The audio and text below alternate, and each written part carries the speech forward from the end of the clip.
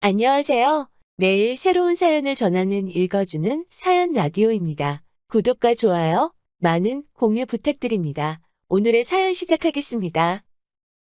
안녕하세요. 딸아이 하나를 둔 30대 여성입니다. 남편과는 이혼 소송 중인데 이제 거의 다 끝나가요. 그리고 다행히 좋은 결과가 나올 것 같아서 드디어 이렇게 제 이야기를 한번 해볼까 합니다. 그런데 막상 얘기를 하려니까 어디서부터 어떻게 이야기를 하는 게 좋을지 조금은 난감하기도 하네요. 남편하고는 집안어른의 소개로 만났습니다. 가까운 집안어른은 아니셨는데 지금으로부터 몇 년 전 사촌 언니가 결혼하던 날 부모님하고 같이 하객으로 참석한 적이 있어요. 그리고 그때 한동안 안부조차 모르고 지냈던 먼 친척 어른들 몇 분을 뵙게 되었죠. 그리고 그중 한 분이 저더러 참하게 생겼다며 몇 번이나 저를 칭찬하셨고 제가 어린 나이도 아니었는데 맛있는 거라도 사 먹으라며 제 손에 5만 원짜리 한 장을 쥐어주시더라고요. 제가 당황해서 괜찮다며 거절하려고 했는데 어른이 예뻐서 주는 용돈이니 받으라셨고 마침 또 결혼식장이다 보니 다들 분위기가 좋았거든요. 그래서 얼떨결에 그렇게 5만 원을 받고 인사를 드리고 그랬어요. 그런데 그 일이 있고 며칠 뒤 그 어른께서 저희 아버지한테 전화를 하셔서는 제가 시집은 갔는지 만나는 남자는 있는지 그런 것들을 물어보시더랍니다. 그리고는 당신이 건너 아는 집에 아주 괜찮은 청년이 있다면서 저랑 한번 만나게 해주고 싶다 그러셨다는 거예요. 그리고 저는 당연히 싫다고 했어요. 솔직히 말하자면 거짓말 좀 보태서 불편해서 싫다고 아주 진저리를 쳤었죠. 원래도 자연스러운 만남을 추구하는 저였는데 잘 알지도 못하는 집안어른이 주선하는 자리라니 상상만 해도 불편해서 속이 다 울렁거렸다니까요. 하지만 부모님께선 듣자 하니 이미 어른께서 그쪽 집안에다가 말도 해놓으신 것 같고 그래서 제가 안 나가면 그 어른 체면이 말이 아니게 생겼답니다. 그러면서 그냥 집안어른 부탁이니 눈 딱 감고 나갔다 오라고 그리고 혹시 아냐 정말 괜찮은 사람이 나올지 하셨는데 솔직히 그런 말은 귀에 들어오지도 않더라고요. 그저 이게 그 5만 원을 받은 대가인가 싶은 게 황당하고 짜증도 나고 정말이지 기대는커녕 만나기도 전에 있는 대로 마음이 상해버렸다니까요. 하지만 약속 날짜가 다가올수록 집안어른이 중간에 계시다 보니 그래도 기왕 나가는 거 잘해서 나가야겠다는 생각이 들대요. 그래서 옷도 신경 써서 갖춰 입고 서둘러서 집을 나섰더니 약속 시간보다 10분 정도 일찍 도착하게 되었죠. 그런데 남편은 벌써 도착해 저를 기다리고 있었습니다. 그게 좀 인상적이었어요. 게다가 준비라도 해온 사람처럼 자기소개를 하는데 긴장한 목소리도 목소리인데 사람이 성실하단 게 느껴지더라고요. 뿐만 아니라 남편도 저랑 같은 작가의 팬이라는 사실을 알았을 땐 신기하면서 괜히 반갑기까지 한 게 그러니 대화는 또 얼마나 잘 통했겠어요? 시간 가는 줄 모른다는 게 어떤 건지 그때 처음 알았네요. 이후로 저희는 인연을 만났고 11월에 어느 날 남편의 프로포즈로 결혼까지 약속했어요. 그리고 양가의 축복 속에서 부부의 연을 맺게 되었는데 여기까지는 솔직히 별 문제가 없었거든요. 아니, 오히려 무르르듯 자연스럽게 흘러가서 정말 우리가 운명은 운명인가 보다 그런 생각까지 들었죠. 그런데 제가 딸아이를 출산하고 얼마 지나지 않아 생각지도 못한 일로 남편이란 사람에게 크게 실망하고 말았습니다. 산후조리원에서 나온 후 저는 소위 남들이 말하는 독박 육아를 시작했어요.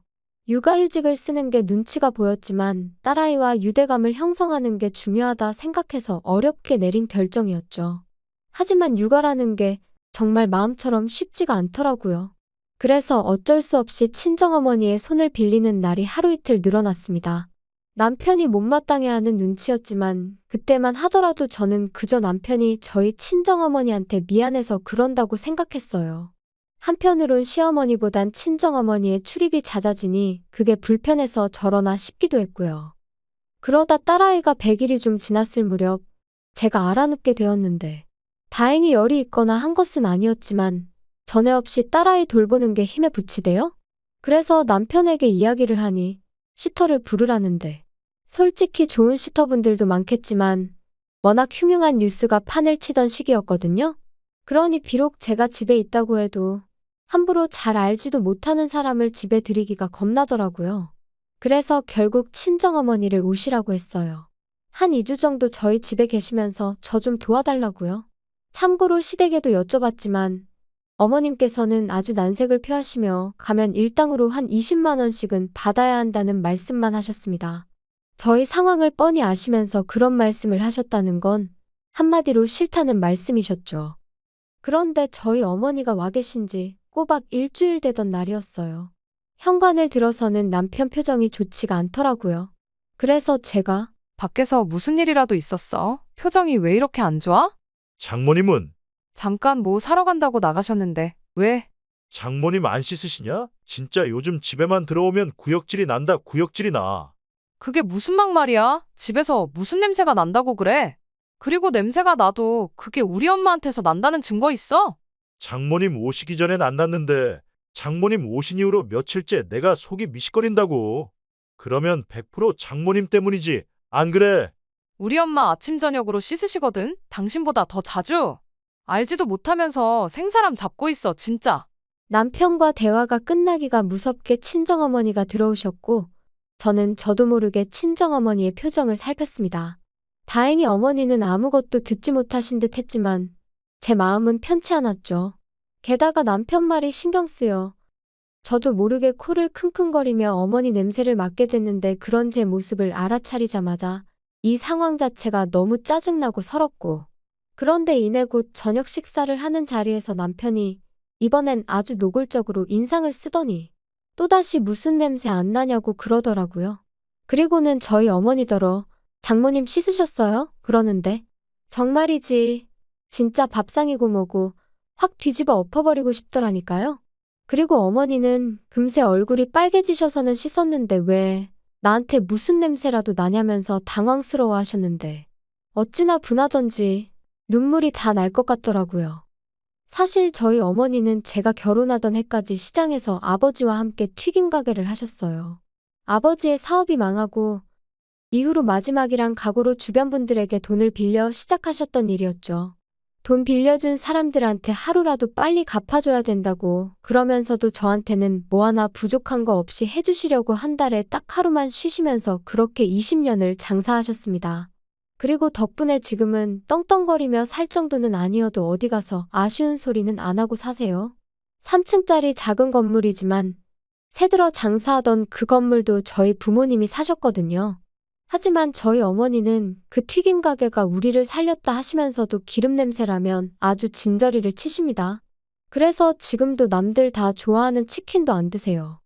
그리고 남편도 이런 사연을 다 알고 있어요. 처음부터 숨길 생각도 없었지만 구구절절 얘기하려고 한 것도 아니었는데 남편이 어찌나 시부모님 고생하신 이야기를 우려먹고 또 우려먹던지 게다가 솔직히 제가 듣기엔 크게 고생하셨다는 느낌도 없었거든요. 하지만 자식 입장에선 자기 부모가 제일 애틋한 거 아니겠어요? 그래서 그런 남편에게 무안을 주는 대신 저도 저희 부모님 이야기를 했던 것뿐이었어요. 그리고 그때 분명히 이야기했거든요. 그런 이유로 우리 부모님은 두 분 다 냄새난다는 말에는 아주 예민하시다고요. 참고로 단지 튀김 냄새를 질리게 맡아서 그런 건 아니고 한참 장사에 매달리시던 무렵에는 정말 두 분 머리카락 한 올 한 올까지 소위 기름쩐내라고 하죠. 그 쩐내에 쩔어 있었어요. 그리고 두 분도 그 사실을 잘 알고 계셨기 때문에 정말 아침 저녁으로 몸이 벌게지도록 샤워를 하시더라고요. 특히나 어머니는 정말 살갗이 다 일어날 만큼. 그때를 생각하면 지금도 제 마음 한구석이 먹먹해져요. 아무튼 그랬는데 그 쩐내라는 게 쉽게 빠지질 않는 거예요. 그래서 결국엔 그 쩐내 때문에 싫은 소리를 듣게 되는 상황이 종종 있었고 그러니 다른 사람도 아닌 남편이 저희 어머니한테 냄새로 무안을 주었다는 사실을 저로서는 도무지 받아들일 수가 없었습니다. 그래서 이튿날 죽이 되든 밥이 되든 내가 애를 보겠다 하고 어머니는 가시라고 했어요. 며칠 같이 지내면서 어머니가 좀 편하게 대해주니까 인간이 장모 어려운 줄을 모르고 저딴 식으로 나오나 싶기도 했고 괜히 좋은 마음으로 오셔서는 상처만 받고 가시면 안 된다 싶었거든요. 남편이 하다못해 조심스럽게 여쭤보기라도 했다면 조금 위로가 되었을까요? 지금도 잘 모르겠어요. 확실한 건 있는 대로 인상을 찡그리며 싫은 티를 낸 그 얼굴이 제 뇌리에 너무나 선명하게 남았기에 며칠이 지나가도 남편이 꼴보기도 싫었다는 거죠. 그리고 말이 나왔으니 말이지만 까놓고 말해서 저라고 시부모님이 하시는 행동이 전부 다 마음에 들었겠어요? 식사 도중에 아버님은 트름을 열대 뻔은 하시는 분이셨고 어머님은 설거지거리를 못하러 만드냐며 한 번도 반찬을 덜어서 드시질 않으셨습니다. 그래도 저는 평생을 저렇게 사신 분들이니 어떻게 다 내 입맛에 맞추겠나. 어쩌다 한 번이니 그냥 내가 이해하면 된다 생각하고 넘긴 적이 한두 번이 아니었어요. 그런데 남편이 먼저 그런 식으로 나오니 저도 더는 참지 말아야겠다고. 그게 뭐라고 아주 단단히 결심을 하게 되더라니까요. 그런데 그 일이 있고 얼마 지나지 않아 저는 청천벽력 같은 사실을 알게 되었습니다. 그렇게 친정어머니를 가시게 한 후로 마음 한켠이 답답하고 묵직한 게 그러다 하루는 그냥 무작정 친정부모님을 만나러 가고 싶더라고요. 그래서 연락도 없이 친정을 찾았는데 집안이 온통 어질러져 있었어요. 제가 알던 친정집 같지 않아서 도둑이라도 든 줄 알았을 정도로 말이죠. 그리고 그 사이에서 웬 서류 뭉치가 제 눈에 들어왔는데 그건 바로 어머니의 병원 서류였습니다. 게다가 그제서야 식탁 위에 잔뜩 늘어난 약봉지도 눈에 들어오고 결국 이게 다 뭐냐는 제 추궁에 아버지께서 친정어머니가 폐암위기라는 사실을 털어놓으셨어요. 그런데 더 충격적이었던 건 어머니도 아버지도 진작부터 알고 계셨으면서 임신 중인 제가 놀랄까봐 비밀로 하고 계셨다는 거였죠. 제가 어떻게 그러실 수가 있냐고, 그러다 어머니가 돌아가시기라도 하셨으면 나는 어떻게 살라고 그런 거냐고. 원망이라고 해야 할지 그때 그 감정은 한마디 단어로 설명할 수가 없네요. 아무튼 이후로 저는 바로 어머니를 모시고 병원을 찾았습니다. 그리고 의사가 말하길 당장이라도 병원에 입원하셔서 치료를 시작하는 게 좋겠다대요. 그런데 어머니께서 아주 완강히 거절을 하셨어요. 평생 장사만 하다가 이제 좀 사람답게 살려는데 병원에 갇혀있고 싶지는 않다고요. 그리고 저도 아버지도 그런 어머니의 고집을 도무지 꺾을 수가 없었죠. 그래서 어쩔 수 없이 일단은 아버지께서 어머니의 병간호를 시작하게 되셨네요. 그런데 나이 든 부모님을 두신 분들이라면 다들 아실 거예요. 아버지가 어머니를 챙기는 것과 어머니가 아버지를 챙기는 건 사실 같을 수가 없다는 걸요. 저희 부모님도 그랬습니다. 제가 보기엔 아버지는 아버지대로 최선을 다해서 어머니를 챙기고 계셨지만 평소 깔끔하신 어머니의 야무진 손끝을 따라잡기엔 턱없이 부족하더라고요. 그래서 제가 일주일에 2번 정도 어머님께 딸아이를 맡기고 친정을 찾기 시작했는데 이때도 생각해보면 말도 못해요. 남편은 저더러 결혼을 했으면 친정일은 좀 잊고 살아야 하는 거 아니냐며 언제까지 자기랑 딸은 팽개치고 친정만 그렇게 쫓아다닐 거냐면서 어이가 없었죠. 제가 할 일 없이 친정 부모님이랑 꽃놀이나 다니는 것도 아니었잖아요. 게다가 막말로 남편이 뭘 좀 도와주기라도 했으면 말을 안 해요. 자기는 돈 번다는 이유로 집안일엔 손도 까딱 안 하기 일쑤였으니까요. 근데 이제 제가 친정을 챙기면서 자기 저녁밥을 못 챙기는 일이 종종 생기니까 그게 그렇게 억울했던 건지. 게다가 딸아이를 팽개쳤다니 그것도 어머님한테 하루에 5시간 일주일에 2번 부탁드린 것뿐이었는데 세상에 그런 억지가 어딨냔 말이죠. 말이 나왔으니 말인데 어머님은 어머님대로 자기가 이 나이에 손녀 보느라 이게 무슨 생고생이냐며 그럴 거면 너는 육아휴직인지 뭔지 그건 왜 했냐. 얼마나 싫은 소리를 해대셨는지 몰라요. 아무리 그래도 사돈이 아프다는데 까놓고 말해서 과일 바구니 하나라도 보내실 생각은 안 하시고 그저 당신 불편한 것만 투덜투덜. 가뜩이나 남편도 꼴보기가 싫은데 어머님까지 왜 이러시나. 시간이 갈수록 그나마 남아있던 고마운 마음은 온데간데 없어지고 그저 얄밉다는 생각만 들었던 게 솔직한 제 심정이에요. 그런데 안 좋은 일은 왜 그렇게 연달아 터지는지. 그런 생활이 반년쯤 이어지던 무렵 저희 아버지께서 큰 사고를 당하셨습니다. 친정어머니가 원래부터 먼지에 좀 예민하셔서 그날도 친정아버지께선 그런 어머니를 위해 이불을 베란다에서 터시다가 그만 아래로 추락을 하셨거든요. 불행 중 다행이라고 해야 하나. 아파트가 2층이었고 아래층은 최근에 새로 흙을 깔아서 비교적 덜 단단했기에 망정이지. 아무튼 그렇다고 해도 아버지는 왼쪽 발목이 골절되셨고 꼬리뼈에도 금이 갔습니다. 갈비뼈도 상태가 좋지 않았죠. 그래서 꼼짝없이 병원 신세를 지게 되셨어요. 상황이 상황이었던 만큼 친정어머니가 저희 집에 오시는 건 제 상식으론 너무나 당연한 일이었어요. 막말로 혼자 계시다가 쓰러지기라도 하시면 그땐 누가 책임을 지냔 말이죠. 하지만 남편의 반응은 냉정하기 짝이 없었습니다.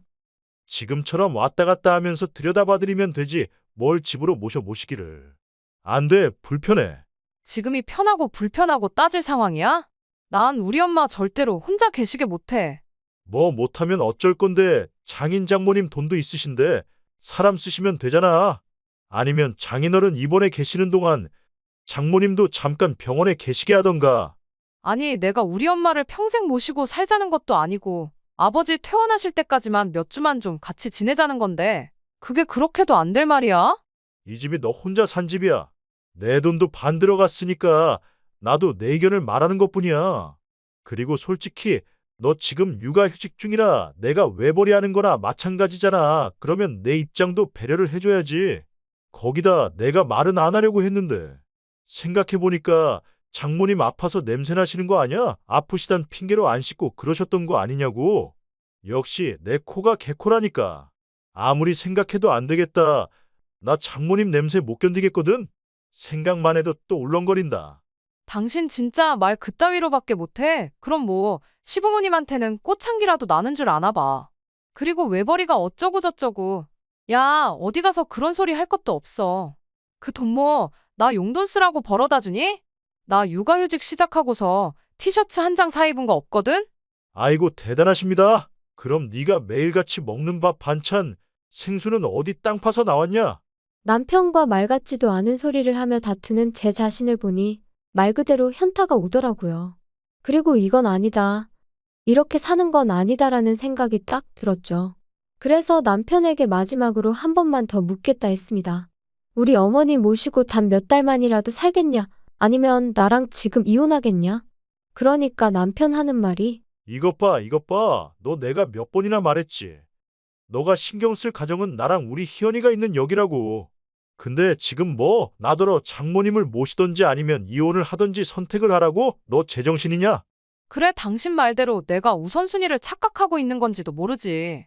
하지만 나는 내 부모까지 나 몰라라라는 배우자를 존경하며 평생 한 이불 덮고 살 자신이 없거든. 이러다 막말로 우리 엄마나 아빠 잘못되기라도 하면 난 네가 악마로 보일 것 같은데 그때 가서 이혼하면 너무 늦잖아?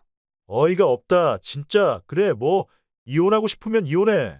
그런데 희연이는 네가 못 데려가. 내가 키울 거야. 그거야 법대로 하자고. 장인장모 병간호도 못하게 해서 이혼한다는데 그런 철면피한테 과연 딸을 키우게 해줄지는 모르겠네. 좋은 변호사로 한번 잘 알아봐. 그리고 그날부로 저는 제 짐을 챙겨서 집을 나왔습니다. 술에 진탕 취해 남편이 잠든 사이를 틈타 아이도 데리고 나왔죠. 사실 남편이야 딸아이를 정말이지 눈에 넣어도 아프지 않을 정도로 예뻐한 건 사실이지만 시부모님은 아들이 아니라는 이유로 늘 시큰둥한 반응이셨어요. 그리고 남편은 어쨌든 혼자서는 아이를 돌볼 상황이 못 되었는데 그렇다고 시부모님이 봐주실 리도 없었으니 애를 내놓으라 할 리는 없겠다 싶었거든요. 그리고 이혼을 하겠다고 딱 마음을 먹고 나니 그때부턴 제가 아이한테 하는 행동 하나 말 한마디가 전부 다 양육권 결정에 영향을 끼칠 것 같다는 제가 법을 알고 그런 건 아니었지만 아무튼 나름대로 만반의 대비를 해야겠다 그런 생각도 들었고요. 그리고 이후로 무려 1년 3개월에 걸쳐 지독한 이혼 소송을 이어갔습니다. 그때 서름과 고됨을 이야기하자면 아마 석 달하고도 열흘을 밤을 새도 부족할 거예요. 하지만 결론부터 이야기하자면 친정아버지는 약간의 후유증이 남긴 했지만 혼자 일상생활이 가능할 만큼 건강을 회복하셨어요. 그리고 더 놀라운 건 바로 저희 친정어머니의 상황이었습니다. 정말이지 지푸라기라도 잡는 심정으로 여기저기 자문을 구해서 어머니 건강에 좋다는 음식만 정성을 다해 드시게 했고 귀찮아하시는 어머니를 모시고 산으로 들러 좋은 공기를 쐬기 위해 열심히 돌아다녔습니다. 여담이지만 딸아이는 사촌 언니의 도움을 정말 많이 받았어요. 언니도 저랑 비슷한 시기에 아이를 낳았기에 언니가 쌍둥이 키운다 생각하겠다며 힘을 보태주었죠. 피는 물보다 진하다더니 영원한 사랑을 약속한 남편보다도 결국은 피부치인 언니가 100배 1000배는 의지가 되더라니까요. 아, 그리고 언니가 저한테 왜 이렇게 잘해준 거냐 혹시 궁금해 하실까봐. 일단 언니가 워낙 좋은 사람인 것도 있지만 언니가 시집 갈 때 이모네 사정이 안 좋았거든요. 그러니까 저희 아버지가 언니 결혼 비용을 대주셨어요. 우리도 힘들 때 이모네 도움을 많이 받지 않았냐 하시면서요. 그래서 제 짐작이지만 언니가 선뜻 도와주겠다고 손을 내밀어 준 게 아니었을까. 고마울 뿐이죠. 아무튼 말하다 보니까 또 생각나네요. 정작 저 시집 갈 땐 남편이 남자 자존심이 어떻고 해가며 하도 우겨대서 결혼 비용을 기어이 반반 부담을 했어요. 그리고 그땐 그게 나름대로 남자답고 좋아 보이기까지 했거든요. 물론 살아보니까 쓸데없는 똥자존심으로 똘똘 뭉친 인간이었을 뿐이었지만 아무튼 그래도 이렇게 이혼하고 나니까 그때 반반하길 다행이지. 아까워서 혼날 뻔했네. 그런 생각이 다 들대요. 아무튼 그렇게 저랑 남편은 이혼을 했고 당연히 양육권은 저에게 왔어요. 그리고 사실 위자료는 별로 기대도 없었는데 크진 않았지만 800만 원을 받게 되었습니다. 그리고 양육비도 일단 매달 60만 원에 5년마다 한 번씩 다시 정하는 걸로 얘기가 되었죠. 그런데 제가 이런 거 저런 거 다 합쳐서 지금 사는 집을 그냥 그대로 나한테 넘기라 했어요. 꿈에도 보기 싫은 인간, 애 핑계로 또 봐야 되는 것도 싫고 이래저래 두 번 다시 얽히기 싫었거든요. 그리고 남편도 기껏 한다는 소리가 양육비니 뭐니 그런 거 있으면 어떤 여자가 자기랑 재혼을 하겠냐며? 좋다대요? 딸이라면 사족을 못 쓰는 인간이다. 그거 하나는 참 그래도 좋은 아빠다 싶었는데. 양육비 얘기하면서 재혼 타령하는 거 보니까 그럼 그렇지 결국 이것밖에 안 되는 인간이었어. 그 생각만 들더라고요. 한편 저희 이혼 소식은 저희를 만나게 해주셨던 그 집안어른 귀에도 들어갔던 모양이에요. 그리고 솔직히 사과를 받아야겠다거나 그런 생각은 없었지만 아니나 다를까 감감무 소식? 말 한마디 들려온 게 없습니다. 참고로 저희 결혼할 땐 그래도 저희 두 사람 사이에 다리 놔주셨다고 100만 원 받아가셨는데 말이죠. 솔직히 좀 착잡했는데 이렇게 또 인생을 배운 셈 치려고요. 친정어머니의 암이 완치가 된 것은 아니니 솔직히 지금도 완전히 평화를 찾았다 그렇게 말은 못하겠어요. 하지만 적어도 하나 도움 안 되는 돌멩이 같은 남편을 제 인생에서 걷어내고 나니 속은 후련합니다. 당분간은 친정부모님의 건강과 제 아이의 행복만을 인생의 과제로 삼고 그렇게 살아볼까 해요. 어쩌면 이것이야말로 영원한 사랑은 아닐까요? 들어주셔서 감사합니다. 긴 이야기 들어주셔서 감사합니다. 오늘의 사연은 여기까지입니다. 구독과 좋아요, 알람 설정해주시면 앞으로 더 좋은 사연으로 찾아오겠습니다. 감사합니다.